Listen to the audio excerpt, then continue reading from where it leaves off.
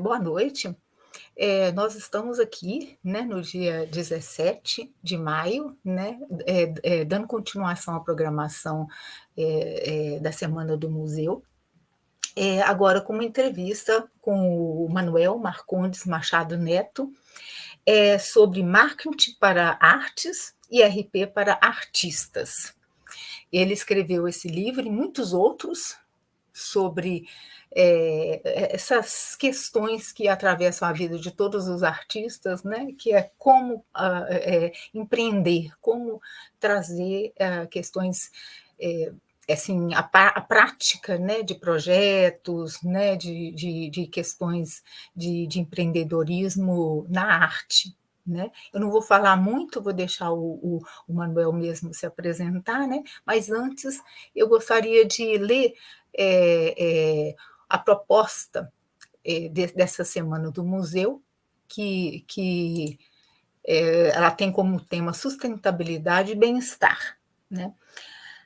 No texto, a gente pode ler os objetivos de desenvolvimento sustentados, produzidos de forma integrada a partir do reconhecimento de que ações em determinados campos de políticas públicas afetam resultados em outros campos.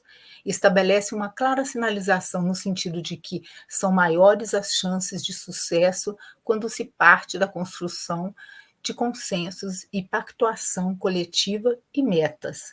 Nesse contexto, o texto continua, né? Sobre a sustentabilidade e a implementação da Agenda 2030, transformando o nosso mundo. Isso quer dizer, ecológico, né? Tem questões ecológicas atravessando também as propostas de museus, né?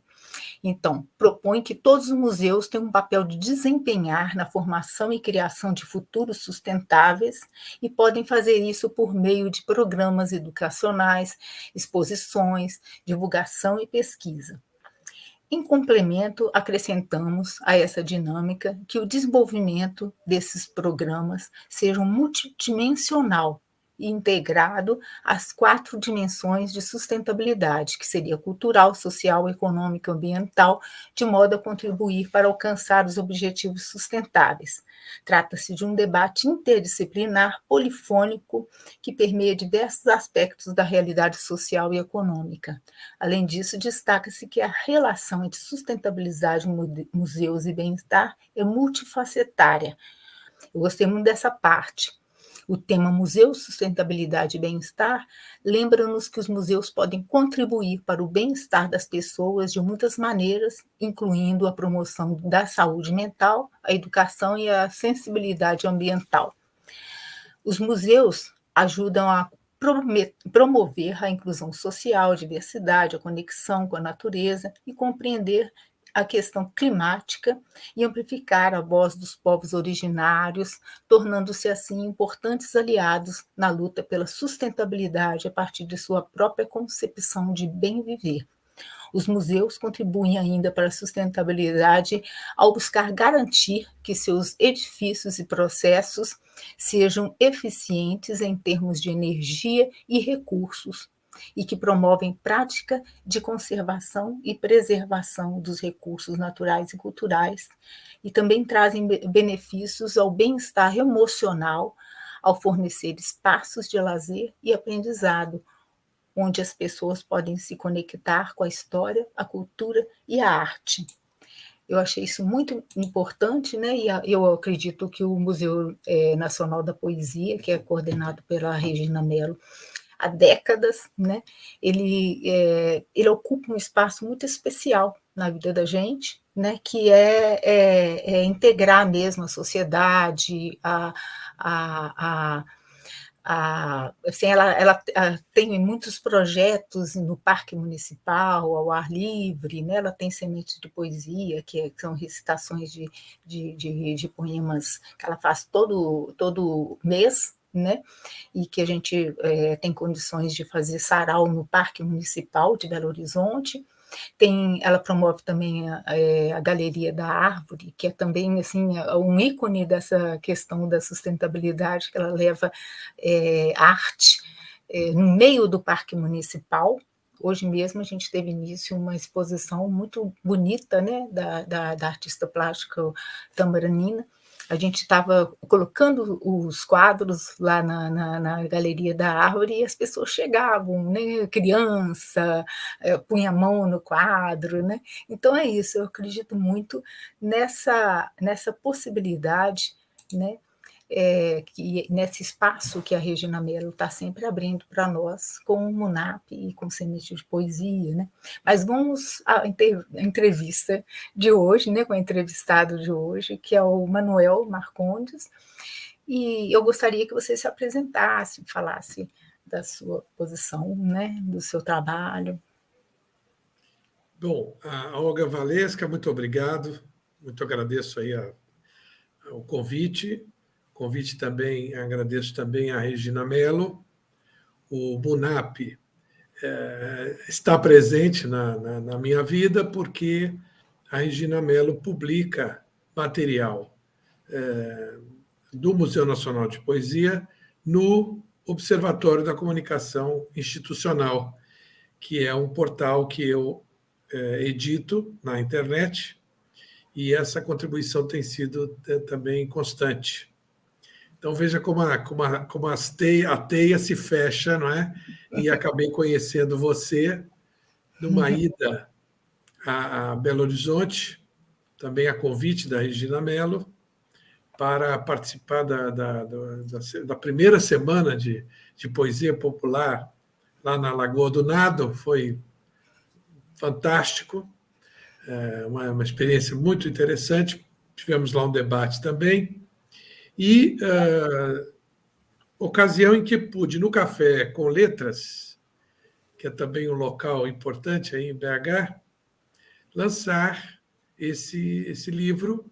Né? Foram nos dois eventos eu tive a oportunidade de trazer à luz, em lançamento mundial, em BH, o livro Marketing para as Artes e RP para Artistas. Eu sou acadêmico, pesquisei o tema após uma experiência profissional, quer dizer, fui produtor cultural durante 10 anos, e depois eu levei a minha experiência, a questão que eu queria tratar no doutorado, ligada a essa minha prática. Então, foi a primeira tese no Brasil sobre marketing cultural, em 2000, na USP.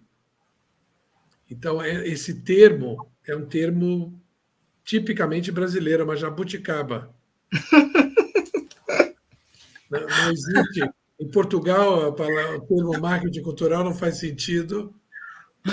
E em inglês também, que é a matriz do marketing e de suas variações, esse aí é o livro gerado pela tese da USP. Essa é a terceira edição do livro, de 2019. E a primeira edição de 2002. E não existe na matriz do marketing lá nos Estados Unidos, ou no idioma inglês, cultural marketing, isso não faz sentido. Foi a imprensa brasileira que cunhou a expressão marketing cultural. E eu, então, junto com a minha orientadora, a professora Margarida Kunsch, na USP, fomos atrás de trazer esse tema para dentro da academia. Né? Por isso que o livro chama-se Marketing Cultural das Práticas à Teoria. É um livro muito corajoso, né? Muito corajoso. Foi buscar. Bom, se isso pode ser um conceito, se isso pode ser uma coisa, né? É baseada na experiência, naquilo que acontece e que tem esse nome. Eu tive entrevistas duras, gente que diz assim, isso não existe. Né? Porque, enfim, há um purismo na academia, não é? E no campo do marketing, como isso nunca tinha sido abordado, há uma certa resistência. Né? Se eu falasse de marketing automobilístico, ou de marketing aplicado ao turismo, ou marketing de alguma atividade corriqueira já conhecida, marketing industrial ou marketing de serviços, não seria estranho. Mas marketing cultural soava muito estranho, porque é novo. Então, inclusive porque tem um preconceito também envolvendo cultura, né? Parece que cultura não pode ter marketing por trás, né? Parece que tem que ser uma coisa assim, eu tenho talento e de repente dá tudo certo para mim só porque eu tenho talento, né? há essa dupla questão, não é? O pessoal do marketing olha às vezes para a cultura, para os artistas, pensando numa coisa pouco controlável, e as empresas gostam de controle, mas também há o outro lado. Os artistas olham para o marketing e para as empresas e para o capitalismo de maneira muito, muito crítica e, às vezes, preconceituosa. Né? O meu desafio ali era servir de embreagem. Aliás, o produtor cultural faz isso. Ele fica naquela engrenagem, ele fica no meio, tentando aproximar interesses que não são antagônicos. Aí que está, tem que procurar a convergência. A convergência de. Qual é a convergência, a grande convergência? É o público. O público que é cliente de um banco, ou o público que é cliente de uma rede de hotéis, pode ter seus interesses artísticos, culturais, e essas empresas, então, acabam patrocinando, que essa que era a grande palavra, né? O patrocínio é a grande palavra no marketing cultural. Então, eu fiz esse trabalho, mas, como eu tinha sido produtor cultural, o meu interesse era o artista, o grupo artístico. Porque eu sempre tive a seguinte visão: eu trabalho para o artista, e não o artista trabalha para mim. Isso é uma coisa muito bacana, né? Isso é uma Isso era visão muito muito. estranho na época, quando eu conhecia outros, porque eu não tenho essa origem. Eu não sou filho de pessoas que atuaram, ou de artistas, ou de produtores. Eu não venho dessa cultura. Eu fui para o assunto por absoluta curiosidade, no Eu caso. ia perguntar exatamente isso agora, né? Como é que você começou a linkar com essa história de cultura, né? É muito, olha, é interessante. Enfim, eu gosto de contar essa história. O meu primeiro estágio foi uma bolsa Trabalho Arte que eu ganhei no meu primeiro ano após a formatura, em Relações Públicas. Então, eu fui trabalhar no departamento cultural da Universidade do Estado do Rio de Janeiro, e ali eu decidi que eu queria ser Relações Públicas de artistas. Não Nossa, relações que públicas legal. de banco, não relações públicas de uma indústria automobilística, não relações públicas da Petrobras. Eu queria ser relações públicas de artistas. Nossa, que lindo! Esse é fato. E descobri isso ali dentro de um departamento de cultura. Né? E, inclusive, acabei criando um relacionamento profissional e depois evoluiu para uma amizade com o artista plástico que fez essa capa, que é o Alberto Kaplan, e que se tornou um cliente, meu primeiro cliente de RP, e E cliente até é hoje. lindo, né? É muito bem feita essa capa, né? Muito Sim. interessante. Aliás, as duas capas suas são muito interessantes. Mostra aqui, né? Livros, né? Mostra filmes, né? No caso aí você tem os glifos, né? O cineasta, o cantor, Tem o dança ator, aqui. o balé, as áreas diversas da cultura foram Olha aqui colocadas. que Muito feliz, muito feliz. ficou assim um panorama, né? De, de várias artes, né? E as possibilidades, né? Sim, porque eu tive a sorte também, Olga, na minha produtora, a minha produtora chamava-se República Produções, ela foi criada, olha só que coisa, isso tudo não foi nada intencional. Quer dizer, tudo foi intencional, mas a data, por exemplo, que sai um CNPJ, não é você que comanda, é o Ministério da Fazenda. A empresa foi criada dia 2 de julho, que é o dia que se comemora a cultura, de 1985. E em 2 de julho de 1986 era criada a Lei Sarney. Nossa! Então, eu entrei no mercado antes das leis de incentivo. Isso é muito importante, porque muita gente ainda confunde marketing cultural com incentivo fiscal. É isso que eu ia falar com você. Tem gente que fala, né, que tem os artistas que são legais e os outros que não são legais. Né? Não, isso precisa ser sanada, essa questão. Então, muita gente boa ainda fala, não, marketing cultural aí é porque tem umas leis aí. Tem muita lei. Na verdade, o marketing cultural, que eu tive que conceituar, ele é uma decisão de viabilização de coisas. O que é o marketing?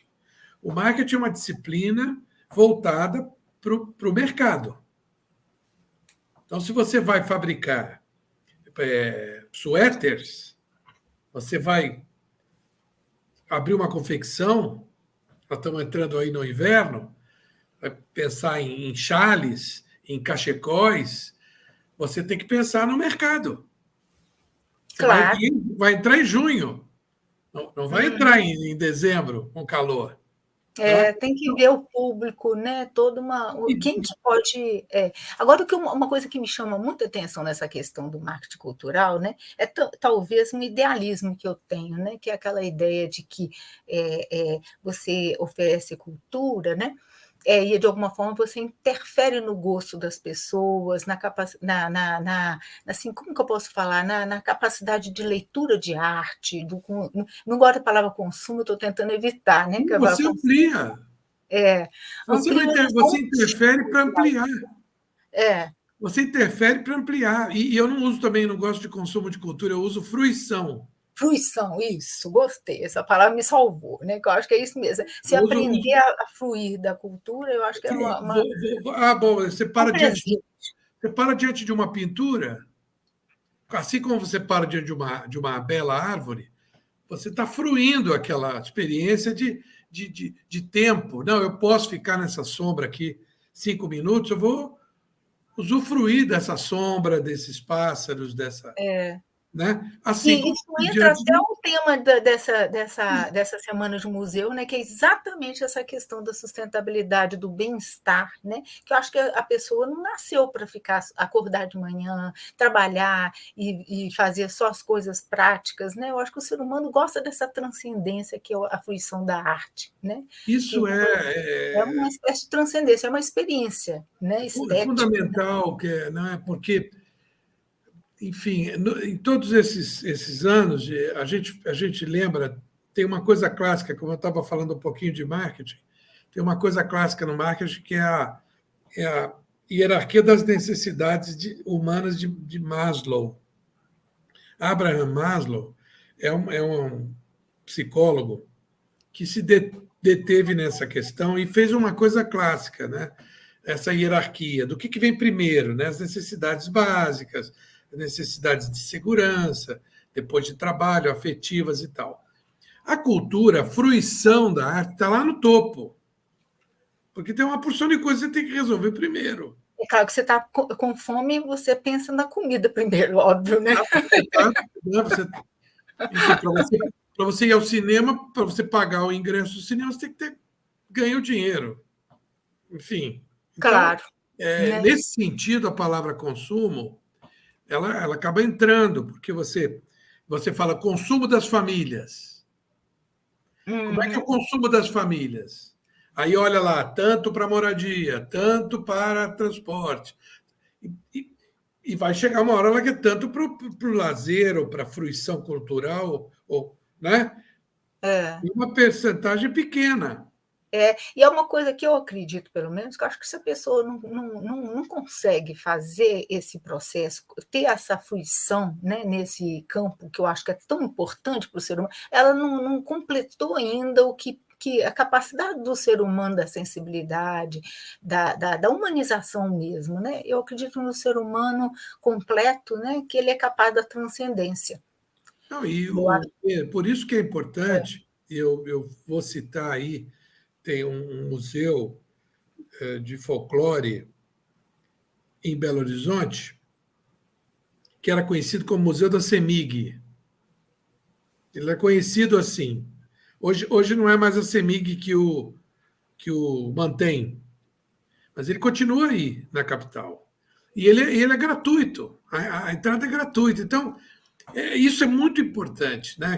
Que o Estado, aí entra o Estado, aí estamos falando de política de cultura, que o Estado ofereça cultura, fruição estética, artística, sem ônus. Sem ônus.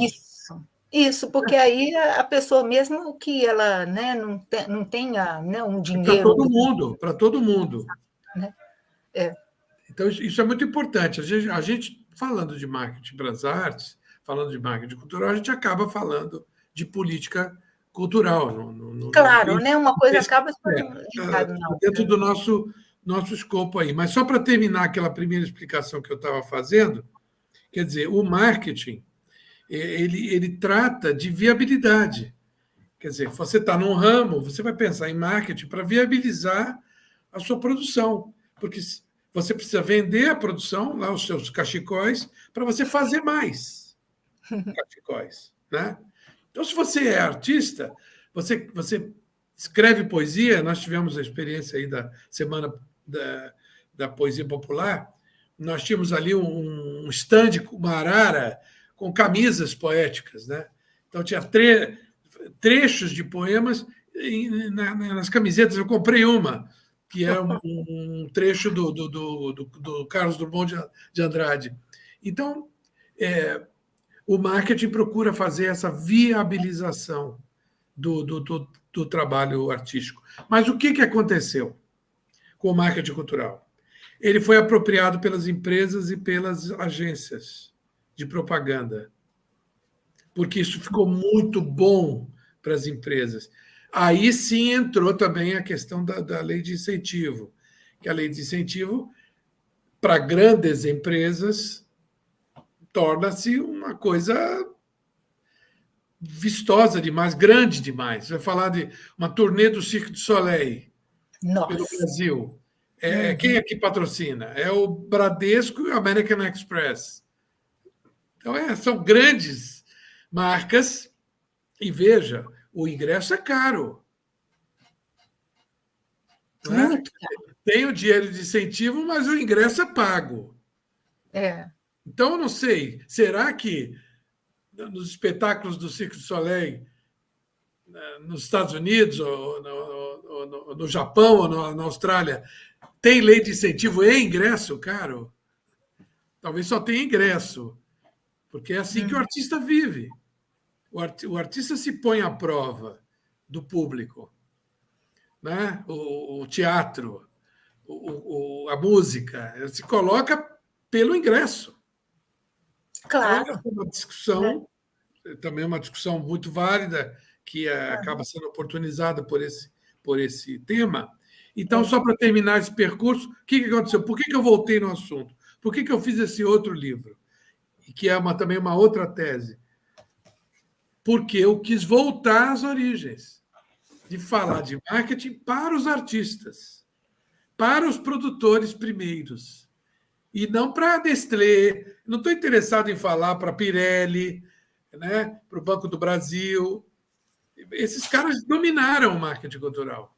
Eu quero falar para aqueles artistas que eu conheci lá na Semana de Poesia Popular, entendeu?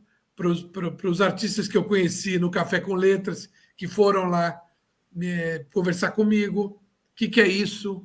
que é esse negócio de marketing para as artes e RP para artistas? Né? Que é uma provocação. Eu estou separando a comunicação do marketing. Quer dizer, quando eu falo de marketing, que é um processo industrial, é uma coisa muito antiga, muita literatura, mas quando eu falo de RP para artistas, estou falando de uma coisa pouco falada no Brasil. Eu, para falar a verdade, eu só vi na sua tese mesmo. Eu Pois nunca tinha visto isso. O cara quer ser RP, entendeu? De novo, da Petrobras, quer ser RP da Shell, entendeu? O sujeito quer ser RP do grande negócio. E quem precisa de RP é o artista, é o criador, é o diretor teatral. Ele quer fazer relações públicas do seu nome, ele quer aparecer bem na foto, ele quer cuidar de imagem e reputação. É isso que o RP faz. Cuida de imagem e reputação de pessoa física, do artista, sim, sozinho, ou do grupo artístico, da companhia de balé, da cooperativa de teatro, da orquestra, da biblioteca. Às vezes a gente estuda, né, a vida de artistas, né, a gente vê vidas de poetas, eu vejo mais a parte do poeta, né, porque eu trabalho muito com literatura, né, e eu vejo muito uma coisa assim, que parece, né, que é uma mágica, né, que a pessoa nasceu com uma estrela e que, de repente, dá tudo certo na vida dela, porque ela é a pessoa que está com a estrela na mão, né? Mas a gente vai vendo o talento, né? Parece que é uma mágica que a pessoa nasceu e bíblico, né? Bíblico, o talento. Tem uma profecia, né? Na hora que a pessoa... dos talentos, né? Aí entra sempre aquela coisa, depois você vai ver a biografia da pessoa, ela conhecia alguém, ela tinha uma pessoa, então o Machado de Assis, né? O Machado de Assis, ele tem toda uma história de relações pessoais que de alguma forma foram desenvolvendo a vida dele, né? Foram escrevendo a história, né? E de repente ele chegou a ter aquele nome, mas ele soube agarrar as coisas. Eu acho que a perseverança, uma palavra mais recente, agora muito usada aí no meio administrativo, a resiliência, quer dizer, a capacidade de suportar mudanças e intempéries, né? Você pegar um artista completo, por exemplo, como Charles Chaplin, ele, de uma infância pobre, né, filhos de artistas mambembe, né, vivia parecido com a Bibi Ferreira, né? A infância na coxia, né? Numa situação precária, né? O sujeito tinha que fazer tudo. Ele fazia o argumento, ele fazia o texto, fazia a música, improvisava na iluminação, na produção, no cenário, enfim. Fez, né? Mas tem uma coisa por trás que a gente não vê por trás da magia, né? Que a gente vê aquela coisa linda, pessoas tendo sucesso no fim e vivendo feliz para sempre. Mas tem uma astúcia, né? Tem um certo jogo que às vezes a gente que é artista, às vezes a gente custa perceber. Eu acho que atribuir um dom, que é uma palavra que também o pessoal não gosta, ou talento, ou atribuir uma condição especial para o artista é absolutamente aceitável. Por quê? Porque é uma sensibilidade diferenciada de uma pessoa humana, com qualquer um de nós, mas que tem uma sensibilidade para para um determinado gênero de produção, ou literária, ou mímica, ou projetiva, enfim, que faz a diferença. E aí as pessoas vão para o entorno desse camarada. Entendi. Né? Entendeu? As pessoas, ele atrai, como o Kaplan me atraiu. Ele precisava de alguém para divulgá-lo, porque o artista no ateliê, ele é ensimesmado. Entendi. Ele precisa de alguém, ele precisa de muitas pessoas. No meu curso na UERJ, de marketing cultural, teoria e prática, eu fazia 15 sábados. Era muito interessante. Eram todos candidatos a produtores culturais. Então, no dia eu levava o contador. Aí, no fim da aula, dizia assim: vocês estão vendo? Não tem produtor cultural sem um bom contador. É. Depois, no outro sábado, vinha o cara das relações públicas, o divulgador. Terminava a aula e dizia: olha, todo produtor cultural precisa de um bom divulgador. Depois vinha o cara da propaganda, da agência. Olha, precisa de uma boa agência. Aí precisa de um bom advogado de direitos autorais. Aí os caras começaram a me dizer assim: poxa, professor, está ficando caro esse negócio de ser produtor cultural. Eu falei: bem-vindo, bem-vindo à realidade. Aí é que está a grande coisa, né? Que só Precisa o desse talento, monte de gente para fazer o negócio direito. só o talento não dá, tem que ter um ecossistema inteiro, né? E uma articulação, uma inteligência social por trás disso para orquestrar certas coisas, né? E eu acho que aí é que você trabalha, né? Que eu acho que é o ponto que mais me chamou a atenção do seu livro, né? É que você traz elementos para a gente pensar sobre isso. Né? Que existe uma maneira também de gerar certas oportunidades, né? Porque você pode ter talento e nunca sair da gaveta. Né? Aliás, o Humberto Eco, né, que é um autor que a gente precisa sempre lembrar, né, que não é só o romancista, do tão bem-sucedido Nome da Rosa, por exemplo, livro e filme, né? O Humberto Eco ele tem um livro que chama-se A Obra Aberta. Muito bom mesmo. Acho que é de 1964. E ali diz o seguinte: a obra de arte só completa o seu ciclo de vida quando fruída. Então, a obra de arte na gaveta não aconteceu, não se tornou obra, porque ficou na gaveta, ou a música, ou a partitura, ou o quadro no ateliê. Por isso foi tão importante o irmão de Van Gogh. Isso! Até né, a mulher do irmão do Van Gogh, né, que dizem que ela que foi a agenciadora. A própria Camille, né? Camille, esposa Rodel? do Rodin, isso. Foi importante. Quer dizer, as pessoas que são expansivas, já, por exemplo, Picasso tinha noção de marketing, ele tinha noção do valor. O Buñuel também. Pessoas que tinham noção quase que comercial da coisa. Entendeu? Não iam fazer nada por 2 tostões. Como muita gente quer que o artista trabalhe por 2 tostões. Aqui no Rio tinha o camarada que explorava à noite, várias casas noturnas, né? E os caras tocavam lá por um jantar e 2 drinks. Eu sei porque eu trabalhei com músicos da noite. Então, o sujeito trabalha quase para comer. E aí o sujeito diz assim: mas você não é artista? Você não vive de brisa? O artista não é esse cara que quer tocar? Isso é que você ouve isso hoje ainda. Parece um diletante, uma pessoa. É um diletante. E tem essa coisa, né? Porque o artista também come, né? Não é só a pessoa que vai fruir da arte que precisa. Não, e os artistas têm filhos, e muitos filhos. Tem filho, né? Eu me lembro que eu trabalhei gasta material, né, para a sua arte também. Eu trabalhei com a Orquestra de Música Brasileira, 40 músicos. Você perde o sono quando você tem uma orquestra para cuidar, porque como é que você vai... Para você conseguir o cachê de um artista tá difícil, imagina para 40. Orquestra, né? Não é? E eu dizia para eles assim: poxa, vocês todos estão aí aumentando suas famílias, meu Deus do céu, eu vou perder a razão aqui, porque são famílias, são pessoas, são operários da arte, da cultura, e precisam ser pagos. A Cacilda Becker é a grande epígrafe do meu livro, né? Não me peça dada a única coisa que tenho para vender. Né? Que iam pedir para ela o quê? Me dá um convite aí da tua peça. Os amigos.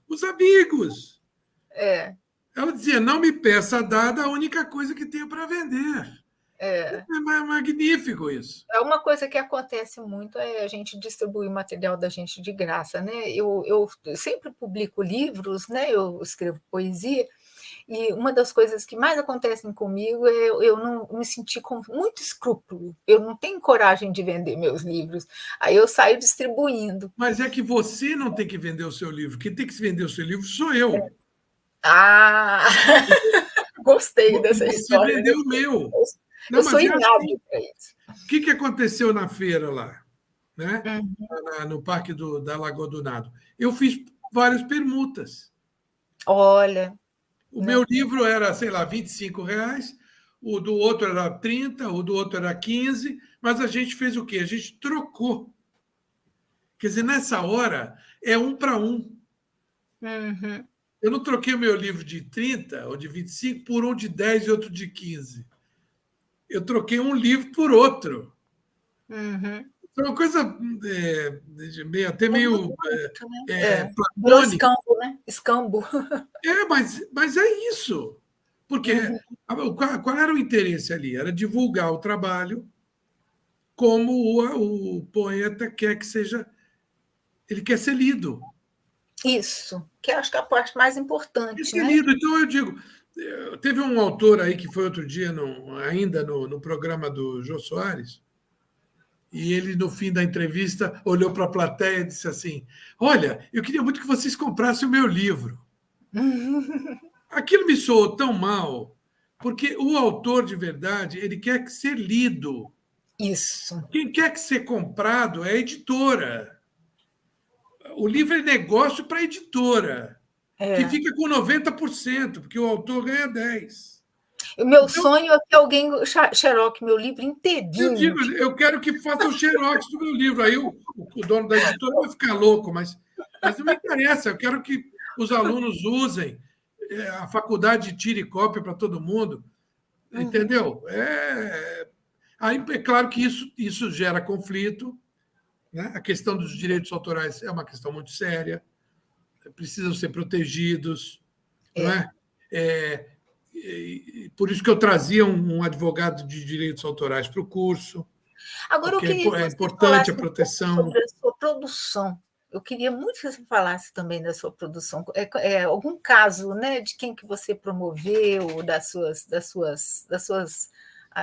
né, que você trabalhou, né? Você alavancou a carreira igual de Anderson Viana, né? Não, tem o caso do Anderson Viana. Se É. você me pede para contar um caso, vou contar o caso do Mineiro. Né? O Anderson Viana chegou na República Produções, e disse assim: Eu quero falar com o presidente da República. Era eu, né? Que legal. É Ah, bem ele isso, né? e o escritório era um escritório O Anderson de- Viana, para quem não conhece, né, só para esclarecer, ele é Sim, um por favor. maestro muito importante e já ganhou muitos prêmios, né? Ele é uma pessoa muito bem vista, muito talentoso, né? Muito criativo, né? É um exemplo magnífico para nós estudarmos, porque é um exemplo brasileiro, é um exemplo que não é a fama da mídia, é um É, compositor. O que ele vende? Ele não vende disco, não vende show, ele vende partitura. Então, é uma coisa muito, muito longe da ideia de sucesso com música, não é? Então, e não é ele que vende, é uma editora de partituras que reconhece o valor desse compositor, produz, e a partitura interessará a orquestras do mundo inteiro. Outro dia eu assisti uma peça dele para viola, que, aliás, era um instrumento dele. O Anderson Viana, quando eu o conheci, ele performava viola e flauta. Ele, pessoa física. Mas ele é compositor e regente também. Mas era um instrumento, digamos assim, dele, do coração. E eu vi uma performance de uma peça para viola de 7 minutos, mais ou menos, está no YouTube, foi também premiada. Então, o Anderson Viana entrou, era uma empresa uma sala só de 24 metros quadrados, tinha 2 pessoas trabalhando, além de mim. Entrou, perguntou, veio até mim e disse assim: eu fiz isso. Colocou um fone no meu ouvido, um Walkman. Eu tomei um susto, podia ser qualquer coisa, né? Podia tomar um susto ali. E ouvi um pouquinho, disse: isso você que compôs, isso é meu, é a suíte floral. Quer dizer, uma peça para septeto. E me deu 3 folhas de papel datilografadas sobre a obra e foi embora. E disse: eu vim aqui recomendado por fulano de tal, que eu não sei quem era, não conheço, talvez alguém que conhecesse a empresa, enfim. E saiu. Então eu peguei aquele material, aquela fita cassete, aquele material, e incluí aquilo no book da República. Quer dizer, a República, como eu disse, trabalhava para artistas. Então, quando eu visitava as empresas que queriam patrocinar espetáculos, eu lia lá com o meu catálogo. Então, aquele foi o mais novo artista do catálogo e aquela mais nova peça oferecida, uma peça erudita. Muito bem. Dali a um mês, eu visitei uma empresa na área de distribuição de valores, uma empresa para trabalhar com ações, com dinheiro, enfim. O sujeito folheou um book e parou na suíte floral e disse: eu quero produzir isso aqui. E aí aconteceu uma temporada na Casa de Rui Barbosa, que é um belíssimo espaço cultural no Rio de Janeiro. Pouca gente conhece como.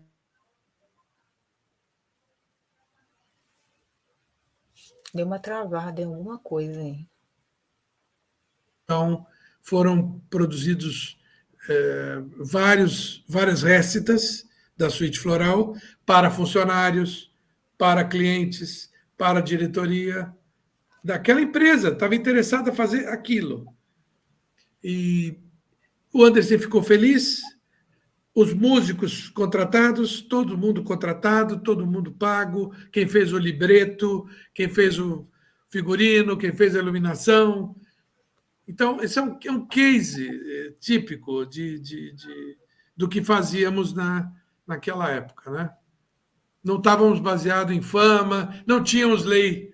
Já tínhamos lei de incentivo, mas era muito inicial ainda. Foi em 87. A lei tinha 1 ano. Então, enfim, é possível fazer coisas, isso é muito importante que fique registrado. É possível fazer belas coisas sem leis de incentivo. O que você pensa sobre as leis de incentivo? Eu noto que toda hora você fala alguma coisa e eu queria que você fechasse alguma ideia mais. As leis de incentivo são algo positivo. É bom que elas existam. Existem 3 níveis de leis de incentivo: federal, estadual, municipal. As primeiras que vieram foram as federais. Né? A Lei Sarney foi a Lei Rouanet é a Sarney melhorada e ela versa sobre um imposto federal, que é o imposto de renda, que pessoas físicas e jurídicas pagam. Então, a ideia é, se você é um pagador de imposto de renda, tirar um pedacinho desse imposto, não entregar para o leão, entregar para um artista. Essa é a ideia. Por isso chama renúncia fiscal. Os estados também criaram legislações. Aí o que entra é o ICMS, é um imposto estadual. Então, é um imposto sobre circulação de mercadorias e serviços. Então, é o imposto mais rico que nós temos. E são leis menos conhecidas. Elas dizem respeito a matérias-primas, a alimentos, a telefonia. As empresas pagam muito muito dinheiro desses impostos. E podem também pegar um pedacinho disso e colocar em cultura. E as leis municipais são baseadas no ISS, o Imposto sobre Serviços, que é a receita do município é de imposto sobre serviços, lavanderias, estacionamentos, todo tipo de negócio municipal paga imposto sobre serviços. De novo, você tira um pedacinho e coloca em cultura. Seria interessante se essas leis também fossem para o IPTU, como acontece em Londrina. Por quê? Porque o IPTU todo mundo paga. Quem tem um pequeno apartamento paga IPTU. Quem tem um pequeno imóvel paga o IPTU. Então, isso torna a lei muito mais acessível. Aí qualquer pessoa poderia ajudar a arte. Exatamente, né? Exatamente. Então, É. Eu acho que as leis são boas, elas não distinguem, elas, a exemplo da lei federal, não ficam distinguindo o que é cultura, o que não é. Entendeu? Você escreve o seu projeto, normalmente, se tiver bem feitinho, ele vai passar. Quer dizer, você vai poder se candidatar a captar. É isso que a lei te dá, um certificado para você captar. E ela ajuda também o artista a se até desenvolver essa habilidade, né? Muitas vezes ele não gosta disso. Eu não gosto. O artista não quer fazer isso, alguém tem que fazer para ele. Né? Existem pessoas especializadas nisso e que, enfim, ajudam os artistas. Né? Agora, uma coisa que nunca foi resolvida é a questão o fato de que incentivo, quem precisa de incentivo? Essa é a pergunta. É o público? Talvez. Precisa de incentivo para consumir, usando aí o termo, mais arte. Esse precisa de incentivo. E na esfera artística, quem precisa de incentivo? O novo. O consagrado já não precisa. Ele pode precisar sempre de incentivo. Uma pessoa, para sair da cama todo dia e trabalhar, ela precisa de um incentivo. Né? Enfim, vai dizer que o ator com 30 anos de carreira precisa ter uma motivação para trabalhar. Ok. Mas eu acredito que deveria haver um tipo de gradação do incentivo de acordo com o sucesso, com o bem-sucedido que foi o artista ao longo dos últimos anos. Então, se ele já gerou muita riqueza, vamos usar o termo da economia, já gerou espetáculos, já gerou empregos, já gerou impostos, talvez ele não precise do mesmo incentivo que um está começando, que precisa partir do zero. Mas isso nunca foi enfrentado, não é algo fácil, tá? Então, é por isso que vem as críticas. Aí precisa só de um aperfeiçoamento. É aí que vem as críticas a essa demonização das leis de incentivo. Por quê? Porque as empresas querem aparecer com suas marcas. Então, seria muito interessante que o Bradesco ajudasse, sei lá, 50 mil artistas novos, ao invés de ajudar o Cirque du Soleil. Entendeu? Tem lá, sei lá, 1.000 artistas que trabalham ali, precisam que o trabalho aconteça e tal, mas esse dinheiro poderia gerar muito mais. Inclusive porque o Circo de Soleil cobra muito caro também, né? Aí ele já tem uma receita muito grande, já tem nome, né? Então, isso é outra polêmica com a lei de incentivo. Ora, se você vai fazer com lei de incentivo, entregue de graça o espetáculo. Ou então, entregue uma grande quantidade de ingressos gratuitos. Quer dizer, agora, essas discussões, Olga, infelizmente, eu não vejo elas ganharem espaço no nível de detalhe para esclarecer as pessoas. Fica uma discussão muito rasa de crítica ou de choro, que, Entendi. entendeu? Aham. É um assunto que merece, ainda mais o Brasil, com a riqueza cultural do Brasil. E o Brasil tem o Gilberto Gil ele levantou essa lebre. Na gestão de 6 anos do Gilberto Gil, eu considero um tempo bom no Ministério da Cultura. Porque o Gilberto Gil, apesar de ser o artista, ele abriu questões administrativas de estrutura para o Ministério. Eu considero um bom período, entendeu? Então, são questões complexas, não é coisa fácil de resolver o preço do ingresso, se dá dinheiro, se não dá dinheiro, se dá mais ou menos, se dá para o pequeno, para o grande. Tudo isso precisa ser muito bem debatido, com muita calma, com gente que entende ou gente que gosta, ama isso, entendeu? Tem toda razão. Você, por exemplo, uma pessoa experiente, vai ter o que dizer na formulação de uma política, entendeu? De BH. Imagina, nós temos 5.570 municípios. Você, É, você pode precisava ter leis de toda a ordem para todos os artistas de uma acontecer. capitalização muito grande, poderia ter, né, ou pegar modalidades diferentes, né. Inclusive, tem um outro livro, não sei se você tem aí, o Economia da Cultura. Tenho sim, ele não está aqui, mas eu tenho ele sim, você Esse livro aqui acabou sendo uma produção em conjunto com a Luzia Angeletti, que foi uma dissertação de mestrado, e a gente mapeou aqui todas as instituições de cultura de 1920 até 2010, 90 anos.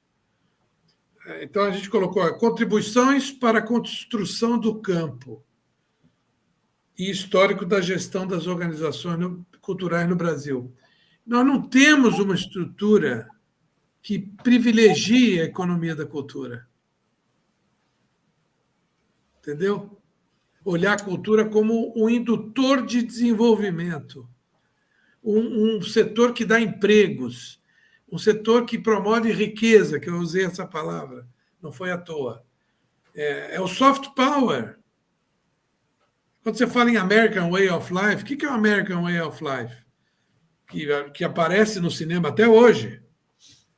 Não foi vendido na década de 40, 50, ele vem vendido até hoje. É o modo cultural, é o modo de vida. O pessoal adora ficar assistindo séries. Está vendo o quê? Um modelo de vida de um lugar. Entendeu? Então,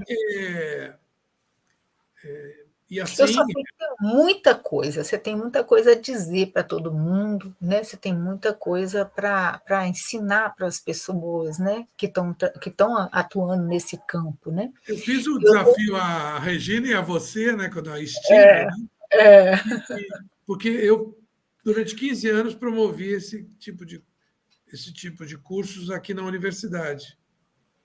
E gostaria muito de fazê-lo fora do eixo Rio e São Paulo, porque tudo tem que fugir um pouco de Rio e São Paulo, da Dutra.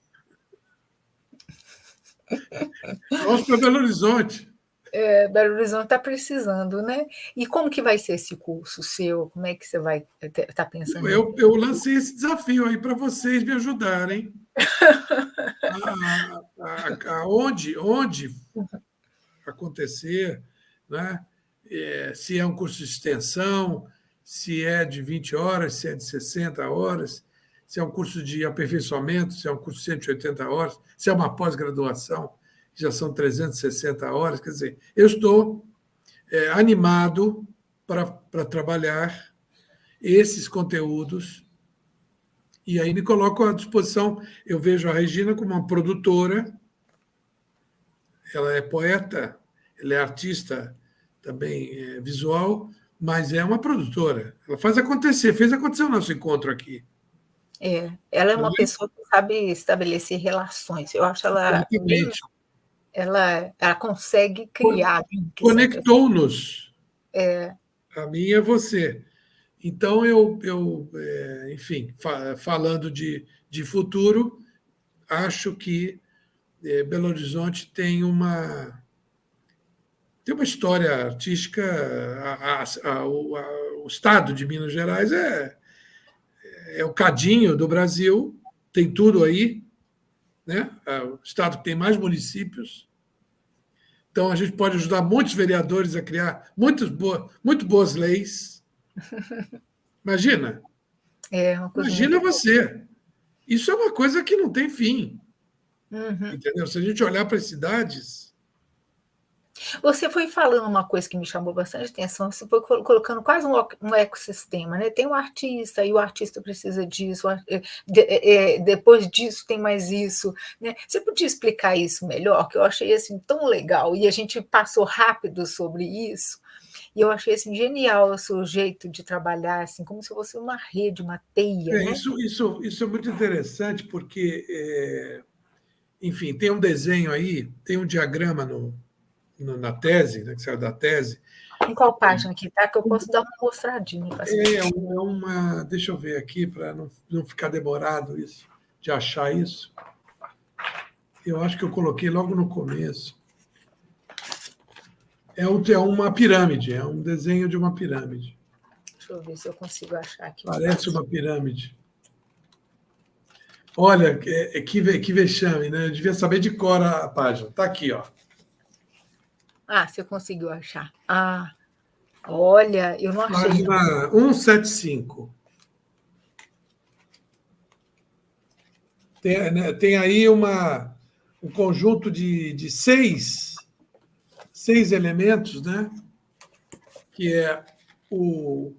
Seis, não, sete. E é interessante, essa página 175. Mas eu não sei se a edição que você está, eu acho que já mudou de página. Meu não tem, não. O livro cresceu. Bom, enfim. Deixa eu ver se aqui no novo tem, do Marketing para as Artes. Tem, a figura aparece, claro, porque é uma continuação, né, do trabalho de É desse pesquisa. preto que tá? Não, no preto não. Aqui, bom, aparece aqui, a página 146 do Marketing para as Artes.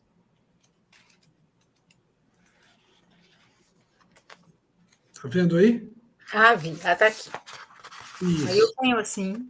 Olha que interessante, Olga. Isso aqui é o desenho da minha tese de doutorado. Que você tem o produtor cultural, o artista, o patrocinador.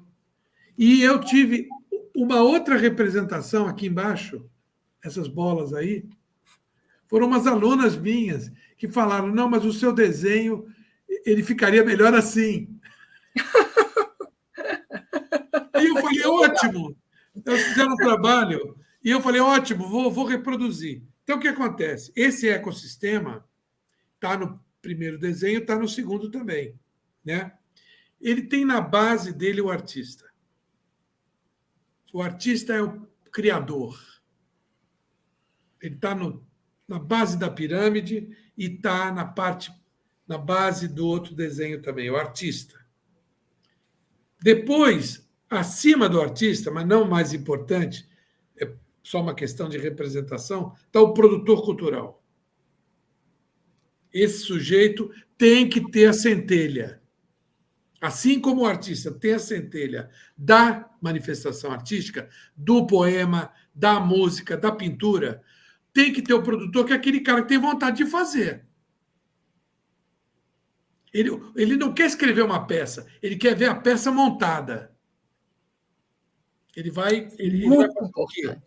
Ele vai procurar outra coisa que está aí na base da pirâmide, um equipamento. Ele vai procurar o teatro. Essa peça tem que acontecer naquele teatro, porque aquele teatro recebe esse público, que essa peça endereça. Está entendendo? Eu estou Aí, entendendo. Muito interessante essa ideia. aí o produtor cultural, ele faz o quê? Ele está no centro da pirâmide agora.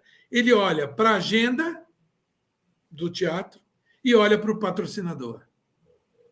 Então, ele que é o articulador. Ele fica no centro Ele da, está da... no centro da parada. Por isso que o nosso curso aqui acabava sendo uma formação de produtores culturais, porque é o sujeito que junta tudo isso. A produção cultural é transversal. Você falou, você leu essa palavra no texto aí da Semana Nacional de Museus, transdisciplinaridade ou multidisciplinaridade. Você leu isso ali. Li Acho sim. que é isso. É um conhecimento transversal. Ele passa por muitas áreas. E tem, naturalmente, se tem leis de incentivo, ele pode lançar a mão delas, está aí na base da pirâmide também, porque hoje é considerado fundamental. E isso é um cacoete ruim. Você vai visitar uma empresa, o cara diz assim: não, eu só quero projeto se tiver incentivo fiscal. Então, isso é ruim. Por outro lado, você pode procurar uma empresa gigantesca e ela dizer: eu sou isenta de imposto. Mas e daí? Você não tem uma função social? As pessoas esquecem que elas vivem no mundo e que é responsabilidade de todas as pessoas promover bem-estar social, porque depois não adianta reclamar que o mundo está ruim, né? E no Se, topo, para terminar, para você não ficar cansado aí também, no não, topo está o projeto cultural ou o programa cultural, quer dizer, que é justamente aquilo que a pessoa quer fazer. Ah, eu tenho que escrever um projeto cultural na lei. uhum, Eu, inclusive, tinha aquela cantora, sempre me foge o nome, que, enfim, eu vou lembrar já, mas ela deu uma entrevista para o Globo e disse assim: eu vou às empresas pedir apoio. Ela é uma cantora solo. Então, não é um projeto caro, como é uma orquestra de 40. A cantora solo. Ela disse: eu vou nas empresas pedir um patrocínio. Eles me pedem um projeto. Eu não sou arquiteta. uma boa. Perfeito isso, entendeu? Você vai lá pedir o dinheiro para você cantar. O sujeito pede um projeto, um business plan, uma planilha Excel, entendeu? Isso mata completamente a conversa. É, é o que Que- você falou do maestro, né? Ele chegou com a música, ele pôs um fone de ouvido para você. É Exatamente. isso que o artista tem, né? O Agora, artista tem em mãos a sua arte, né? o que o livro trata? Ele trata das pessoas que estão no meio da engrenagem, ou de marketing, ou de comunicação, para divulgar, fazer as relações do artista. Então, Hum, se eu diria para você que se a gente fosse fazer um curso aí, nós tínhamos que estar pensando em formar essas pessoas, esses produtores. é. E E, falar para o artista isso, ele vai achar um saco. Falar para o artista, você tem que fazer um contrato de direito autoral com 30 cláusulas. Isso é assunto para o advogado. Você tem que fazer uma prestação de conta com todas as notas fiscais e penduradas. Ele vai achar isso um saco. Quem tem que fazer isso é o contador. E quem é vai. que junta o contador, o advogado, a sede, o imposto? É o produtor. Esse cara é precioso que a gente forme esse camarada. Uhum. E uma coisa que me chamou a atenção no seu título aqui, né? RP para artistas, né? E o que seria um RP para artistas? No É, caso, é o artista mesmo, é aquele que vai interessante que ficar com você. o saco cheio do advogado, de tudo. Não, é interessante, porque é mais um perfil. Uhum. É por isso que o pessoal fala, está ficando caro. O, tem um pessoal do sul de São Paulo, que criou um videozinho no YouTube que vale a pena ver, que chama assim: Todo mundo precisa de um RP. Isso foi muito interessante, inclusive para os cursos de relações públicas, que andavam tendo pouca procura. Quando eles falam todo mundo precisa de um RP, eles abordam a questão de que no mundo de internet e redes sociais, todo mundo quer um lugar ao sol. Todo mundo quer aparecer. Então, todo mundo precisa de um RP. O médico, o engenheiro, o arquiteto, o nutricionista, o personal trainer, o artista, o diretor, o compositor. Desculpe, entendeu? Porque não dá mais para fazer de maneira amadora. Não dá mais. Se você não tiver ajuda, você não acontece. Entendeu? Então e é diferente do marketing, porque o marketing tem um aspecto de venda. A palavra marketing remete diretamente a mercado. Então, aí nós estamos falando, já o artista ele quer ser aplaudido. Então, se tiver uma plateia lá, ele não está preocupado se a plateia pagou R$ 20 ou 200. Ele quer cativar aquelas pessoas. Quem está pensando no preço do ingresso é o cara do marketing. Claro. Né? O RP não está pensando nisso também. Ele está pensando como é que o artista vai ser conhecido. Em que entrevistas ele vai dar. Em que mídia ele tem que aparecer. Como é que ele é. Como é que ele é. Como é que a gente vende. Aí é vender entre aspas. Como é que a gente coloca esse camarada na fita. Você tocou num assunto assim, muito importante para a questão, né? Porque eu escrevo poesia, né? As pessoas sempre falam assim, né? Que a poesia é uma linha, né? Eu assisti uma palestra recentemente que a professora falou: a poesia é uma linha, né? A música também é uma linha, se eu vou pensar, né? Uma linha melódica, né? Uma linha, né? A gente tem uma poesia... Um filme é uma linha, porque a história... Né? A história que você conta. Aí a gente precisa também da materialidade, de alguma forma, para aquilo circular. Né?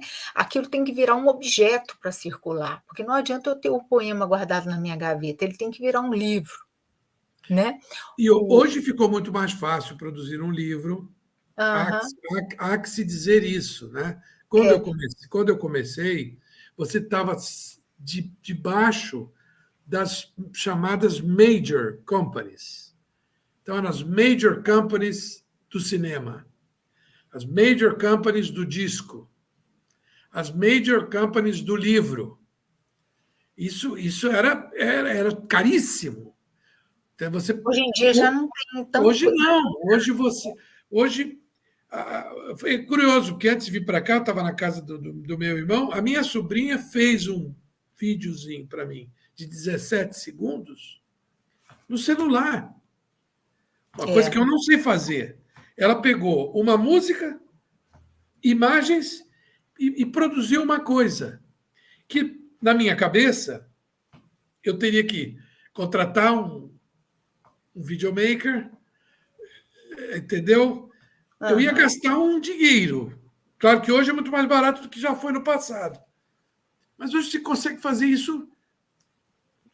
É claro que o telefone não é... Agora, enfim, ela fez o celular, mas alguém deu o celular para ela. Enfim, tem custo natural. Agora, o que me chama a atenção é que até é fácil mesmo, eu poderia tentar, né, fazer um projeto editorial para um livro, tá lá, né? E a parte do RP, né, que é aí que falta. Falta esse lado. Esse camarada precisa ser formado. Eu fui professor muitos anos em cursos de relações públicas e de jornalismo, porque no Brasil ainda tem isso, ainda tem essa particularidade. O trabalho de RP no Brasil começou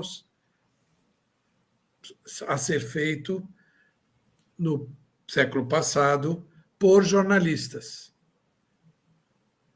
Jornalistas fazendo... Eu mesma entrei num curso de comunicação social, eu fazia assim, eu tinha opção, né, de escolher RP, publicidade, propaganda, jornalista. Eu podia escolher um dos três. Você escolheu qual? Na verdade, eu acabei desistindo de todos os três, porque eu era muito idealista, sempre fui, né? Na verdade, eu sempre fui idealista demais, né? Aí eu tentei trabalhar em jornais, né? E eu achava que a gente acaba, como jornalista, falando aquilo que o jornal quer que você fale, né? Aí, RP, eu sou muito tímida, eu já não ia querer de jeito nenhum, já não sirvo para RP. E o publicitário, eu fiquei pensando, gente, eu vou mexer com arte, eu não quero trabalhar com a publicidade, eu vou ficar vendendo o quê? Eu vou ficar usando a minha criatividade para sair vendendo coisas para Não, outras. e normalmente vendendo coisas para pessoas que não precisam daquelas coisas, Ou então nem, né, criando pagando desejo. mais caro do que devia. Eu prefiro ficar daquele lado assim de eu sou idealista, de Mas fato. você deve lembrar, É. e a gente talvez depois seja visto aí por outras pessoas, que vão se lembrar do termo assessoria de imprensa. Isso é outra jabuticaba. É, Isso não existe lá fora. nacional, né? O que Desculpa. tem lá fora é PR, é o Uhum. Public Relations. Quer dizer, quem faz assessoramento junto à imprensa é o RP. Uhum. Mas no Brasil, criou-se esse termo, assessoria de imprensa, e quem ocupou esse espaço foram os jornalistas. Claro que veio a formação, as escolas de comunicação. Nós estamos falando de um mundo que existe, né? Nós estamos aqui com. Vamos falar de 100 anos, né? Vamos pensar em 1923, vamos pensar na Semana de Arte Moderna. Nós estamos falando de coisas de um século para cá. Então, os cursos de RP são de 1970. Então, tudo que aconteceu antes era assessoria de imprensa feita por jornalistas. Isso mesmo. Entendeu? E isso ainda hoje acontece. Ainda hoje acontece. Por quê? Porque o jornalismo não cresce. O jornalismo encolhe. Toda hora você lê que uma emissora de televisão ou um jornal está demitindo. Sim. E continuamos com faculdades. Então, essas pessoas elas vão trabalhar para marcas. Não vão trabalhar como você queria, eventualmente sonhando ser uma jornalista, fazer o trabalho que é muito louvável e muito necessário de reportar fatos e comentar fatos, enfim. Mas isso é uma coisa muito séria também. Não existe curso de empreendedorismo dentro Isso. do jornalismo. Entendeu? Hoje o que existe. Aliás, eu acho que o que falta é essa questão do empreendedorismo, né? Eu dou aula para alunos, né, que vão ser formados em edição, sabe? Eu trabalho no Cefet e no Sim, curso de letras, e meus alunos fazem curso de letras com especificidade, né, ligadas à pensando questão na edição, produção cultural também, porque no final das contas eles claro. vão trabalhar com essas questões, né? Porque poesia também é cultural, né? Sim, E a editoração, né? Todos esses processos, eles não diferem demais da questão não, da e a literatura é a mãe de todas as outras. é, Um filme, ele é antes escrito. é uma história, O né? É um roteiro, então, roteiro. quem trabalha com literatura, com letras, está na gênese da edição, da Uhum. escolha, da curadoria.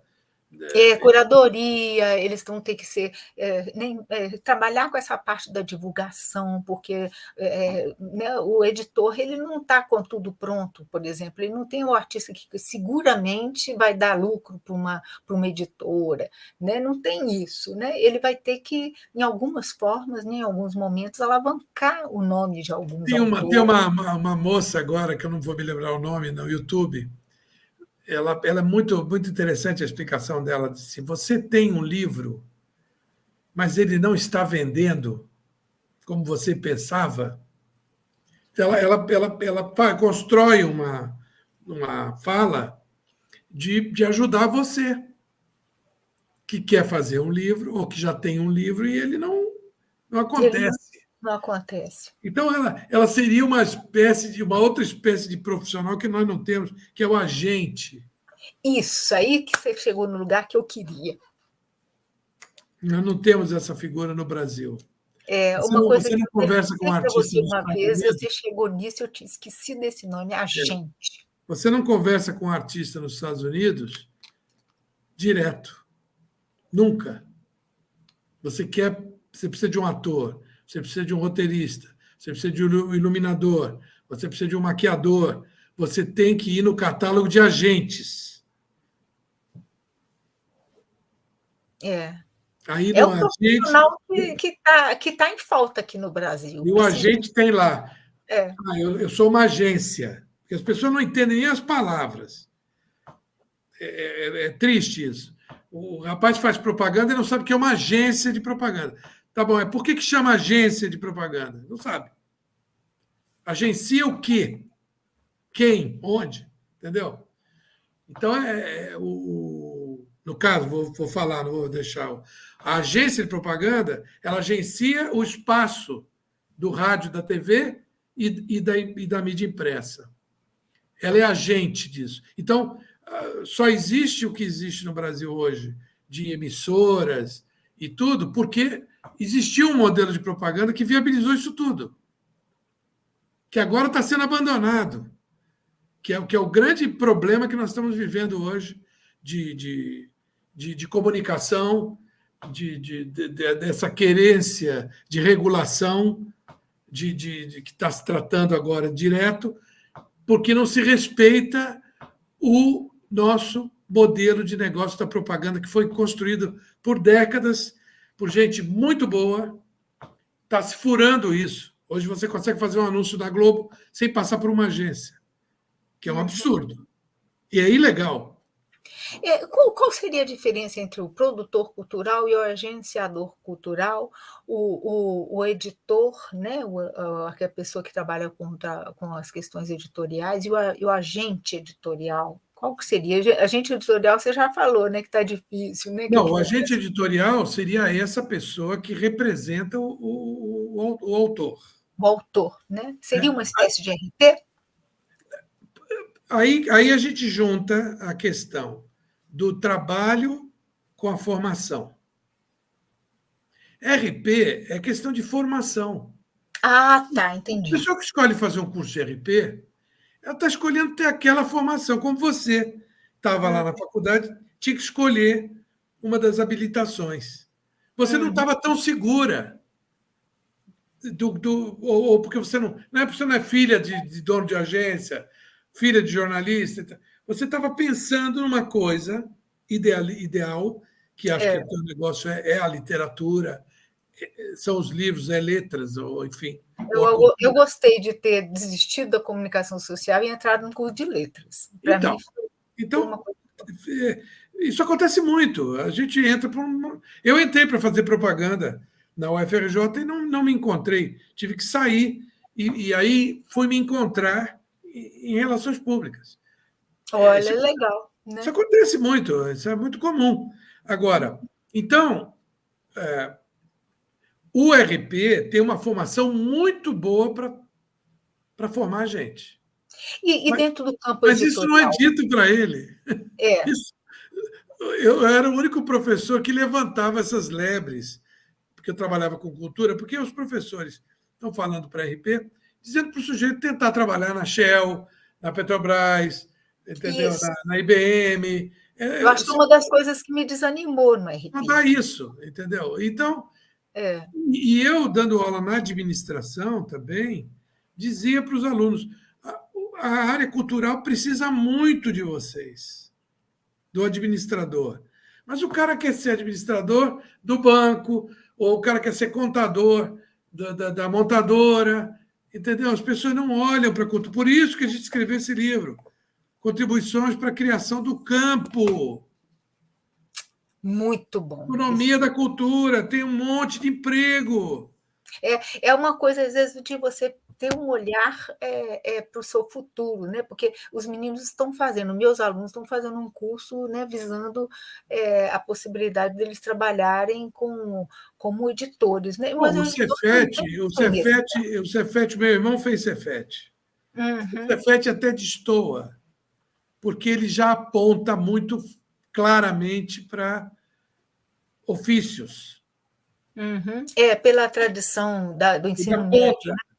Nós entendeu? estamos querendo quebrar isso, sabe? Nós já temos pós-graduação em estudo de linguagens, né? Não, eu sei, mas E o curso de letras o DNA da instituição sim. ele é muito forte. Todo mundo fala, uma escola de engenheiros para engenheiros. Né? Então, quando alguém fala de projeto, já pensa em projeto arquitetônico, para Mas engenharia. é o grande problema das palavras. Por isso que a gente precisaria de mais tempo, sabe? As Sim. coisas na mídia, na TV, onde a gente tem oportunidade de falar, elas são tratadas muito rapidamente. E aí ela fica todo mundo na superficialidade. Você vai abrir um debate sobre Lei Rouanet, você não tem ninguém naquele debate que entenda do assunto, que estude o assunto. A única pessoa que eles não chamam é o acadêmico. Chama o artista, chama o cara da empresa tal, chama o famoso. Entendeu? Fica uma conversa superficial. É muito triste. Entendeu? Então, mas você me fez a pergunta. O agenciamento cultural não existe como Devia tal. existir, né? Vou inventar isso, não, também É. vou. Já que Mas você inventou marketing cultural, vou. eu gostaria que o meu. Enfim, para que a gente faz tese? Para que a gente estuda assunto? Né? Para tentar segurar. O que é ciência? Né? Tentar segurar um pouco da realidade nas mãos. Né? Se isso tivesse gerado uma linha de graduação, você poderia dizer: bom, então eu vou formar produtores culturais. Sim. Isso pode ser feito, Olga. O Cefet está montando um curso de produção cultural. Você é uma proponente Eu sou uma das privilegiada proponentes. disso, e eu me coloco à disposição para tal, porque com esses papéis que eu te mostrei nessas figuras, já tem um trabalhão aí. Já tem um trabalhão aí, Muita coisa. Isso entendeu? quantos anos que você estudou de doutorado? Quanto tempo que depois do doutorado você trabalhou? E fora a parte prática, né? Porque tem uma coisa importante aqui, das práticas à teoria, né? Eu fui produtor de 1983 a 93. Então, fiquei 10 anos como produtor. Nossa. Depois, eu fiz o doutorado de 96 a 2000. Foram 4 anos, estudando o assunto. Inclusive, eu tive o desafio, porque quando eu fui na escola de marketing da USP, e o professor disse que isso não existia, você quer estudar um negócio que não existe, eu tive que fazer 1 ano mais para poder conceituar o termo que a imprensa criou de maneira muito do modo que é, muito criativamente. Mas eu tive que conceituar marketing cultural. Então eu tive que ficar 1 ano a mais só para conceituar. Mas foi bom, foi bom. Então eu estou nisso há muito tempo, desde 83 eu estou É cravando aí muito chão, né? Você já comeu 40 muito pó anos. também, né? E, Você deve ter e, passado muito perrengue. não, estou festejando isso com o lançamento desse livro. Coincidentemente, uma exposição do Kaplan, que eu, de Oh, novo, estou divulgando, que é meu cliente mais antigo. Então, esse trabalho é uma aquarela dele, né? mas eu vi. Uma Eu aquarela inteira. falei, gente, mas que bacana essa aquarela. Eu fiquei louca com essa aquarela. De fato, é uma coisa linda. Então, fiz o lançamento aí em BH do livro, foi maravilhoso. Não pude levá-lo comigo. Se tivesse tido montado um esquema em que o artista também falaria, no caso, né? ele podia ter ido, mas a gente pode fazer outros eventos. Claro, né? Nós vamos fazer aqui no Rio, eu gostaria muito de fazer em São Paulo. Então, quer dizer, estou comemorando 40 anos desse assunto. É muita coisa, 40 Então, anos. eu quero, e veja, eu edito um site, chama marketingcultura.com.br, É bom a gente anotar isso, né? eu edito esse site desde 99 e eu não parei de atualizá-lo. Então, o assunto, ele ficou dono. Eu não sou dono do assunto, o assunto é meu dono. Então, você me provoca, a Regina me provoca a conversar sobre esse assunto, eu tenho que me atualizar, eu tenho que estar sabendo do TikTok, entendeu? Do que está acontecendo com os artistas, ou com a divulgação artística. Então, as redes sociais, que hoje são uma realidade absoluta, né? A mídia mudou muito, as editoras mudaram, tudo mudou muito. E eu tenho que me atualizar porque o assunto ainda me gera convites E é para muito falar. dinâmico esse assunto, Ele né? não para. O Brasil, eu diria, de maneira talvez até arrogante, porque eu sou brasileiro, que o Brasil é o país de cultura mais diversificada, mais rica do planeta Terra. Só de curiosidade, quais são os artistas que você que são seus clientes, né? Que tipo de arte que você trabalha? Bom, Né? Você já falou músico, a República foi a primeira produtora multi-arte a se inscrever no Ministério da Cultura, quando foi criado o cadastro de CNPJ de natureza cultural. Isso é muito interessante. A Lei Sarney, ela pedia que o produtor fosse do ramo. Isso não existe na Lei Rouanet. Na Lei Rouanet, a centralidade não está no produtor, está no projeto. Então, qualquer pessoa pode escrever um projeto. Isso democratizou. Porém, também explodiu a quantidade de projetos que não têm qualidade. Não tem eira nem beira. Enfim, mas democratizou. Então, quem vai analisar, que faça a sua seleção, né? Você está numa empresa hoje, chegam 100 projetos culturais por mês. Nossa! Para alguém analisar. Essa pessoa que analisa precisa fazer muita curadoria, né? Então, eu trabalhei com o Anderson Viana, trabalhei com o Tavinho Bonfá, que é também um músico, sobrinho do Luiz Bonfá, produzi um disco com ele, 2. Trabalhei com a Orquestra de Música Brasileira, produzi um disco com ela, né? Produzi poetas. Eu tinha um projeto. Um grande poeta matogrossense, a Clise de Matos, fez um projeto conosco, chamava Universos, dentro do planetário. Olha! Você imagina você declamando poemas com a abóbora celeste, Uma Noite de Inverno. Nossa Senhora! A gente tem tanta ideia legal, Não, né? Você colocar em execução é uma coisa. Eu fico pensando nesse museu que vocês têm aí a céu aberto. É o Inhotim? O Inhotim. Né?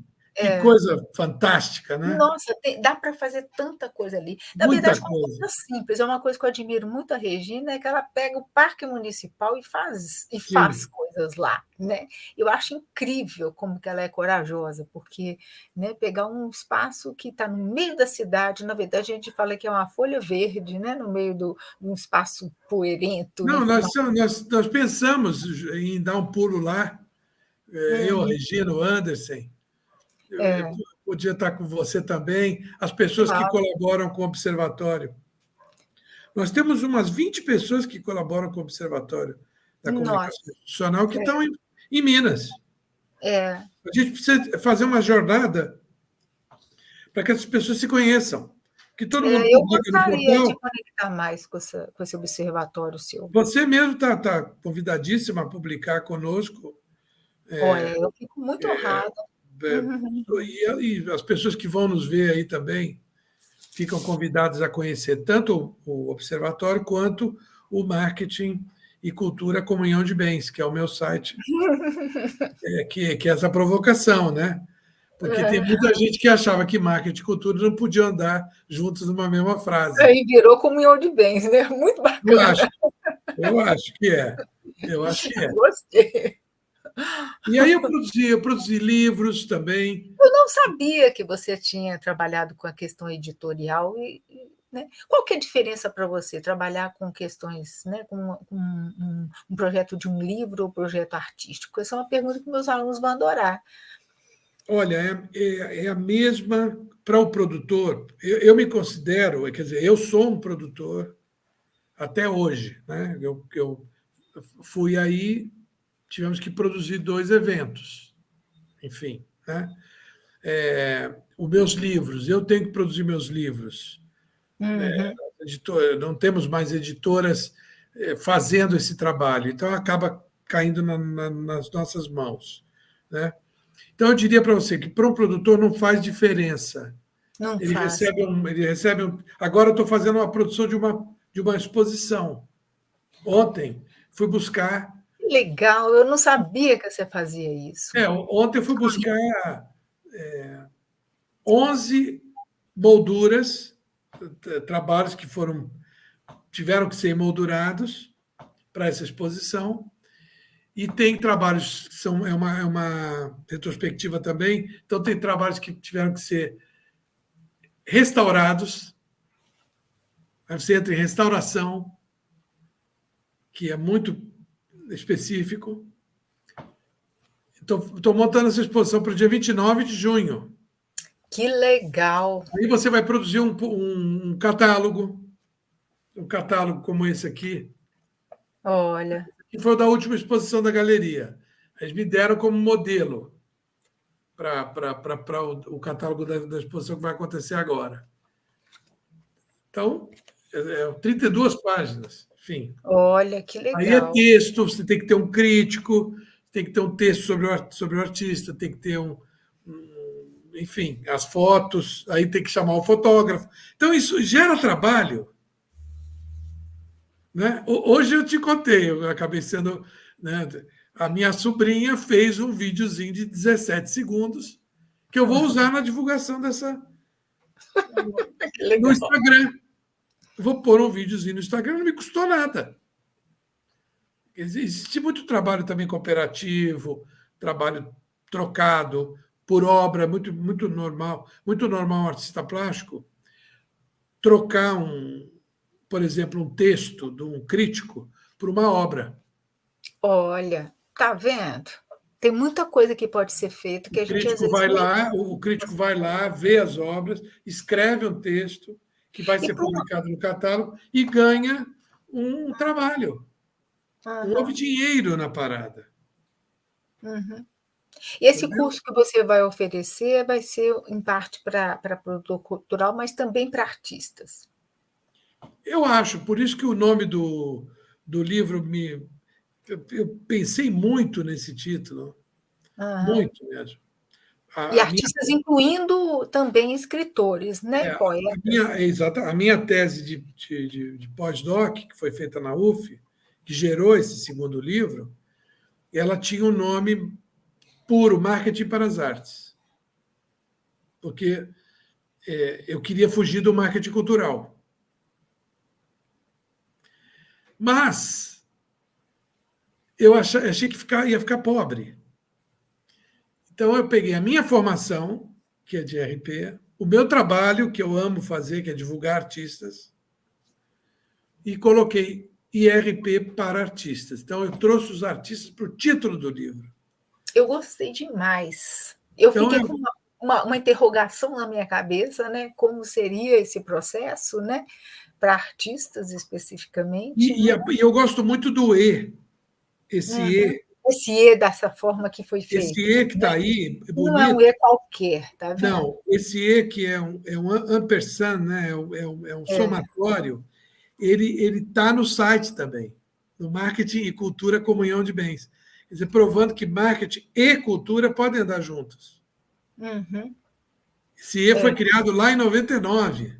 esse E bonito lilás aí. Eu gosto que você use marketing cultural. Eu achei muito adequado. Não, eu não, eu tive uma grande satisfação de ter É. desbravado essa expressão, que foi a imprensa que criou. Porém, como setor de produtivo, ficou dominado pelas empresas. Os artistas ficaram de fora. Uhum. Esse Entendi. marketing não serviu aos artistas. Ah, sim. Aí eu gostei desse lado, né, de você explicar que o artista, todo artista precisa de um RP. Eu gostei Eu dessa.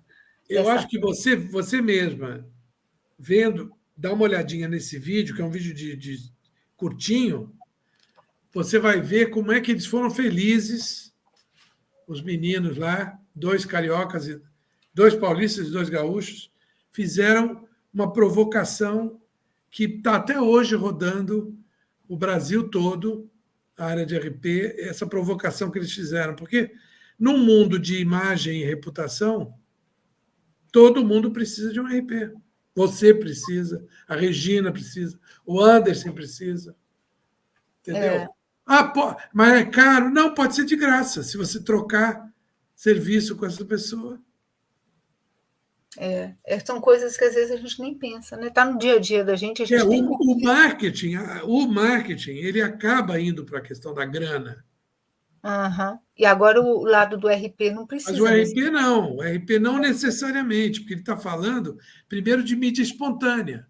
Ele está falando de convencer o jornal a sair uma matéria, e não de comprar um espaço. E é uma questão também de relação humana, né? Esse Exatamente. ecossistema que você fala o tempo todo, né? Que é uma questão de linkar, né? E que tem tudo a ver com a semana de museus aí. Exatamente, Gente, estava falando né? de gente, né? De gente, Então, né? o marketing ele acaba tendo tratado de dinheiro, mas separei da questão da divulgação, que tem muito de afeto, muito de sintonia, de Isso. identificação com o trabalho, Empatia, né? identificação com o trabalho. Uhum. Entendeu? Você não consegue fazer uma CRP de uma coisa que você não gosta. É. Você sabe que Você consegue fazer o marketing do petróleo. Você vai trabalhar na Petrobras. Mas você não consegue falar bem do petróleo, porque polui. Então, o RP tem que escolher emprego, Uhum. que ele não consegue vender, ele está vendendo a alma.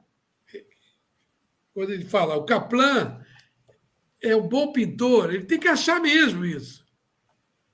Não pode ser porque o cara contratou. Olha, Marcondes, você é bom para vender coisas. Vou te dar R$ 5.000 aqui para você me vender lá para o Globo. Eu não quero, obrigado, eu não vou. Eu larguei o curso de comunicação social por causa disso, porque eu fico imaginando, eu vou vender o quê, meu Deus, né? Eles vão me obrigar a vender o quê? É Exatamente, cigarro. exatamente. Na época, a indústria melhor era cigarro, e o melhor emprego que as pessoas Agora, tinham. você quer um projeto de marketing. Bom, então, Kaplan, vamos pegar uma aquarela sua, fazer uma super. Como é que é o nome? Uma super expansão da imagem, uma super reprodução, e vamos fazer uma fachada de um prédio. E Nossa, vamos, você ve- está bom nisso. e vamos vender na moldura minuto. Vamos Isso que vender na você moldura faz é minuto. arte, tá, Marcondes? Eu não vou deixar de falar isso com você, porque eu O vejo o quê? tempo todo seu olhar brilhando, seu jeito de falar, você é artista. Ah, bom. Só que a sua arte é outra, né? Não é Eu aquela acho que coisa de todos somos. E é engraçado você falar isso, porque fazendo essa tese, eu cheguei à seguinte conclusão: que o artista, o inventor, que é uma figura, às vezes, colocada de lado, né, o professor Pardal, mas o artista, o inventor, o, o cientista que inova e o pequeno empresário, o microempresário que abre um quiosque, são pessoas que atuam por impulso. Elas fazem aquilo que querem. A mãe do cara diz assim: não vai vender cachorro-quente que não dá certo. Ele vai. Ela vai com o O, coração. E o o coração artista partiu. o artista está pintando aquele quadro roxo, o pai dele está dizendo: isso aí é horrível. Ele está fazendo quadro roxo, entendeu? O outro está fazendo sinfonia. Para de fazer sinfonia, vai fazer jingle. Ele vai fazer sinfonia, entendeu? Então, é uma pessoa que trabalha por impulso. Como diz o Kaplan, pintar é como um jorro. É que nem o Anderson Viana, ele não faz nada para ganhar dinheiro ou para agradar ninguém. Ele compõe uma obra para trio, oboé, viola e piano. Quem é que vai tocar isso? É um trio em Budapeste que tem um pianista, um oboísta, entendeu? E o violista. Só tem um trio que vai tocar aquilo, mas ele fez a partitura e a editora Mas vendeu para vai aquela acontecer, orquestra, né? aquela rádio Budapeste. E ele Aliás, ganha ele é muito prêmio. tocado em Budapeste, o Anderson. É uma graça isso, né? Essas Então, histórias suas são maravilhosas. Eu falei, eu nossa, queria fazer isso, eu queria fazer a aula espetáculo com o Anderson. eu fui aluna do Anderson. Eu fiz 2 cursos com ele de música e criatividade. Como a gente pode fazer junto? A Uhum. Regina levou a gente naquela padaria lá, como é o nome? Eu sou doida para você falar desse curso. É aquela Como é que é padaria, aquela padaria lá que a eu gente foi? esqueci o nome dela, Como é o mas nome da padaria? eu esqueci É também. uma padaria muito, muito interessante em Belo É Horizonte. muito bacana A porque gente foi lá. ela A gente pode fazer ali em cima, no segundo andar, com 6 é, alunos. Eu disse: pois aí, você vai fazer comigo. E você uhum, também. Quer dizer, nós vamos falar com as pessoas. Como uhum, fazer as coisas. Porque as é, pessoas que vão fazer um curso, elas têm um intento. Elas têm um intento. Elas não estão genericamente, entendeu? Pensando. Elas têm um intento. Elas querem produzir uma coisa específica. E elas não sabem como. E a gente vai ajudar. e é ótimo esse projeto seu, né? Olha para você ver, já está começando a servir de desafio para os seus futuros alunos. Olha para Sim, você ver sim. que legal, né? O Não, isso desafio. O é que assim. você quer fazer, né? Aí dali a pessoa vai aprender o Todo mundo é produtor que agenciar. potencial. É. Aí Um fica esse artesão, desafio.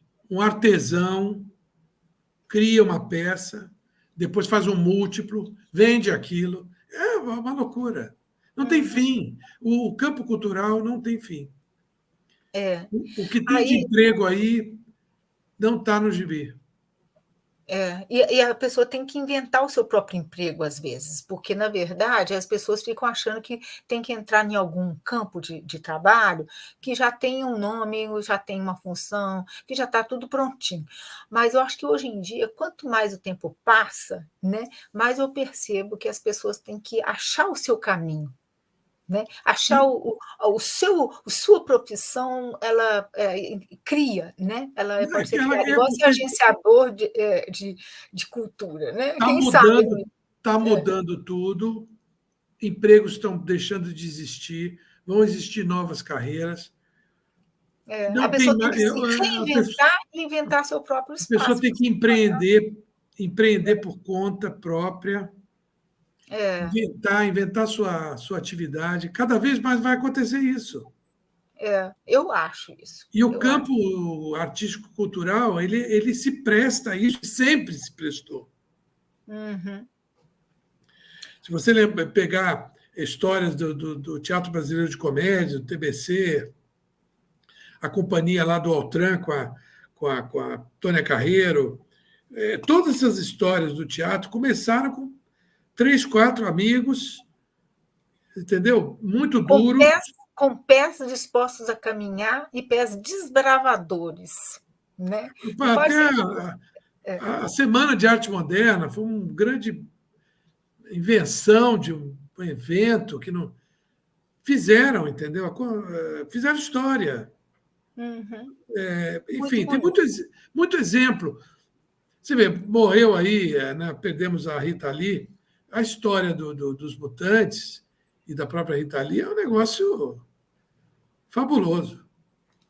A Dá para história dela, estudar, dá para dá para estudar, eu adoro estudar biografia. dá para Mas deixa eu escrever. te falar, nós já estamos quase completando 2 horas. Olha, foi um Eu, papo por mim, delicioso. eu ficava aqui a noite toda, mas eu queria que você terminasse nossa conversa fazendo um desafio para os seus futuros alunos, né, que você vai dar o nosso curso, né? Um desafio, uma proposta aí para eles ficarem com a pulga atrás da orelha, seus futuros alunos, né? Para já pensar o que eles vão. Olha, nós já introduzimos um pouco Muita coisa você já falou, o né? mundo de possibilidades, né? É, Possibilidades estão diante de nós temos que ter coragem, temos que ter ousadia, né? ousadia é um bom desafio. Inventar. E se você não vai inventar, mas você quer contar uma história de alguém que já existiu, nós temos um problema de memória no Brasil, entendeu? Você deve ter tido grandes professores, Uhum, você, Olga, isso. né? Muitos Essas professores. pessoas talvez não tenham sido reconhecidas como. Não, não todas, porque somos todos operários. Eu sou um professor num curso que tem 30 professores, então nós somos todos operários. Mas seguramente alguém se destaca. Isso não sou eu que digo, é a história que diz. É depois, muitas vezes depois que a pessoa morreu. E aí a gente devia cultivar a memória dessas pessoas que foram importantes para muitos, porque Não esquecer isso é esse uma, legado, né? isso é uma prova de que foram importantes. Se elas foram importantes para muitos, elas talvez tenham realmente alguma coisa a mais no edifício do conhecimento. E aí mereceriam uma biografia, um trabalho publicado. Nós temos no Observatório algumas pessoas que nós queremos homenagear. Mas e lançamos o desafio para que pessoas peguem, né? Tem uma professora paulista, tem um professor gaúcho. A gente depende muito que as pessoas queiram fazer. Então, E é uma coisa bonita, é um ato de generosidade, né? Porque a gente pensa sempre em se promover, né? E tem que pensar que a gente tem que olhar para os lados, para trás, para cima, porque a gente não nasceu sozinho, né? não, A gente fui ali naquela pequena exposição que tem ali na Lagoa do Nado, com o Congado, tinha lá uma exposição de esculturas do Mamina, a história do Mamina, muito importante aí em Belo Horizonte. Enfim, a gente tirou umas fotos lá, eu e o Anderson. A gente aprendeu um pouquinho com uma ou duas pessoas que estavam ali falando sobre a Congada e o rei do Congo, e por que isso e tal. Enfim, se você não vai criar, você pode contar histórias que isso. já cativaram muitos. Então, enfim, esse chamamento é para pessoas que se identificam com cultura, com arte. Não vamos cativar os que estão querendo fazer uma carreira na odontologia, ou na medicina, ou na engenharia, porque as pessoas escolhem coisas para fazer na vida. É. Né? Quem Então, já tem uma profissão já pavimentada é uma coisa, a pessoa que vai desbravar sua própria profissão, vai desbravar seu próprio horizonte, né, sua própria, né, história profissional, é uma coisa muito diferente. agora, quem tem esse gosto pela arte, esse aprecia a cultura, saiba que tem nesse campo carreiras profissionais que serão valorizadas e bem remuneradas. A sua carreira é um exemplo disso, né? Você já me conta, né, que a forma como você atuou, né, profissionalmente, a forma como você atuou intelectualmente, foi a, carreira, desbravamento. a carreira acadêmica não foi um planejamento da minha É. parte. Eu comecei como professor horista, eu comecei como Uhum. professor 10 horas por semana, eu trabalhava em empresa, eu tinha que fazer um trabalho que eu não gostava muito para sobreviver, uma história comum. Né? Claro. Eu dizia isso para os meus músicos da orquestra. Alguns tinham que ser bancários. Tem que ser bancário de dia para tocar violino, que é o que ele gosta de fazer. Não é? Eu tenho muito apreço pelo Anderson e pelo Kaplan, que são os meus dois artistas mais longevos de colaboração, porque nunca precisaram, nunca tiveram que ser bancários, nada contra os bancários, Mas é difícil mas você porque alavancar a vida, você é, bancar. Uhum. enfim, nada contra, mas tinham que ter um emprego, entre aspas, careta, para poder manter a chama da sua criação, da sua arte vivas, né? Tinham que sobreviver. Eu também tive. Então, eu tinha o meu trabalho e comecei como professor horista. Depois, aí eu ganhei mais horas, mais turmas. Aí disse, bom, agora você tem que fazer mestrado. Aí, nessa hora, você se vê diante de uma decisão que tinha imposta de fora para dentro. Opa, será que isso é uma carreira? Será que eu vou escolher? Então, no final, acabei optando pela carreira acadêmica. E graças a Deus que você optou, né? E Porque aí nós eu tentei casar as coisas. O que eu fiz na área da arte e da cultura, com a carreira acadêmica e também no campo da comunicação mais empresarial, organizacional, no Observatório, que é uma, fechando aqui, né, é uma ONG. Quer dizer, no final da história, também sou um ongueiro. Aí me perguntaram, né? Você foi lá para Belo Horizonte? Você foi para Confins? Eu disse, não, eu fui de ônibus. Ongueiro anda de ônibus. eu gostei dessa de ongueiro. Ongueiro não tem avião, não, minha vida.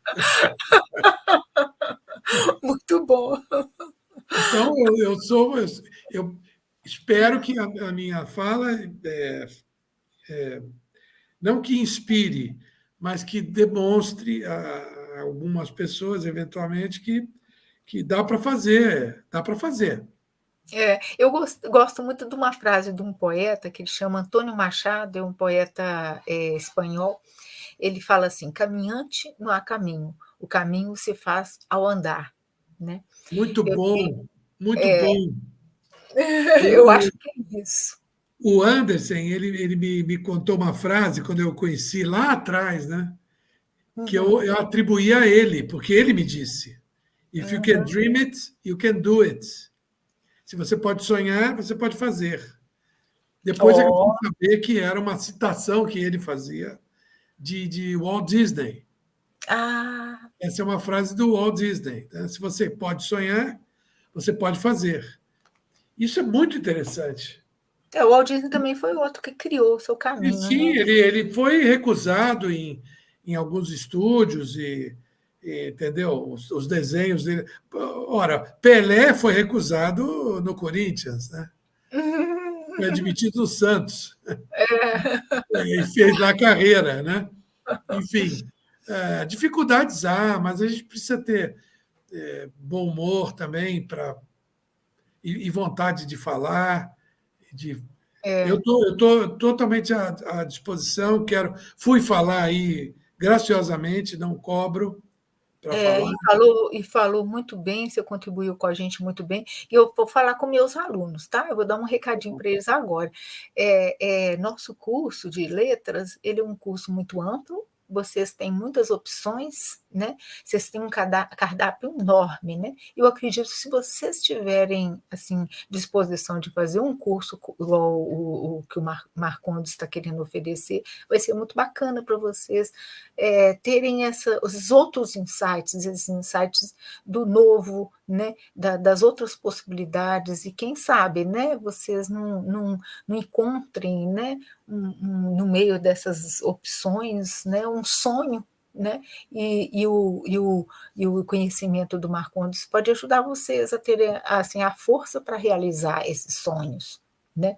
Vocês têm toda essa possibilidade, né? E eu ficaria muito feliz se os meus alunos tivessem né, a força e a vontade, a disposição e aceitassem esse desafio que ele está colocando aqui para a gente, né?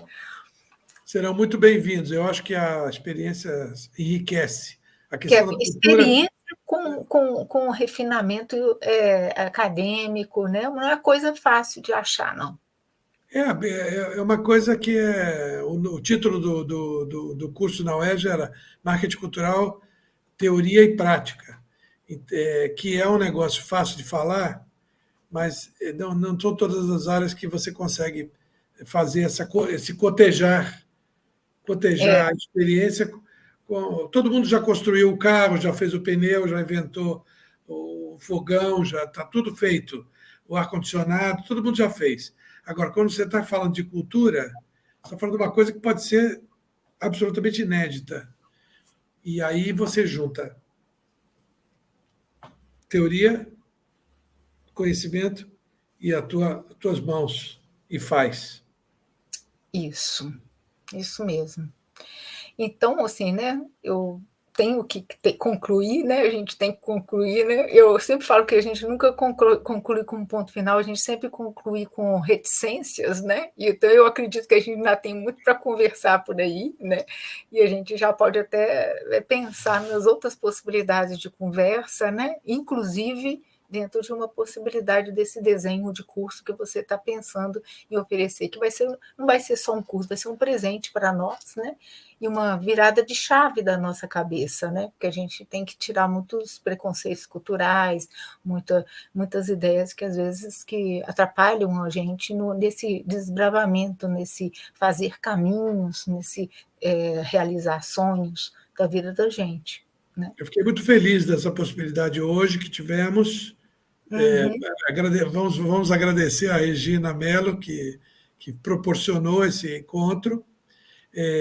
Ela me disse assim: olha, se depender de mim, vou te trazer aqui todo mês. Então, as reticências estão aí, né? Eu quero via Belo Horizonte é muito rápido, muito perto, né? Então, estou muito entusiasmado com a troca e de braços abertos aí para os mineiros, para os você vai ver que mineiro demora um pouco a engatar, mas uma hora vai sair tudo certo. Quando engata também vira tradição. Vira trem, vira trem. Vira trem, eu gostei dessa. Que seja trem mais um pouquinho fora do trilho, né? Aqueles que fazem. Não seja trem de carga, pelo amor de Deus. Queremos trem de gente. Maria Fumaça. Queremos trem de gente, trem azul. Então, muito bem, eu agradeço muito e fiquei muito feliz de poder conversar com você. Eu também, muito obrigado. E a gente vai se falando em outras ocasiões, tá? Obrigada. Depois você me diz aí, manda para mim o link de onde você vai disponibilizar essa nossa conversa, porque ela foi maravilhosa. Por enquanto está gravando, eu não sei se está divulgando, né? Não, mas você salva, né? Depois eu salvo e vai dar tudo certo. Aí onde vai pôr, aí você vê. Eu falo, provavelmente vai ser divulgado no Munap, né? Porque sim, a Regina tem um canal. O canal do Munap, né? No Munap, perfeito. Então, a Regina está presente na conversa, na mídia. Na mídia, em tudo. Né? E o meu agradecimento, porque se não fosse ela eu não estaríamos aqui. Não estaríamos aqui. Obrigado, Regina Mello. Obrigado, Olga Valesca. Muito obrigado. Obrigado, Manuel. Muito prazer.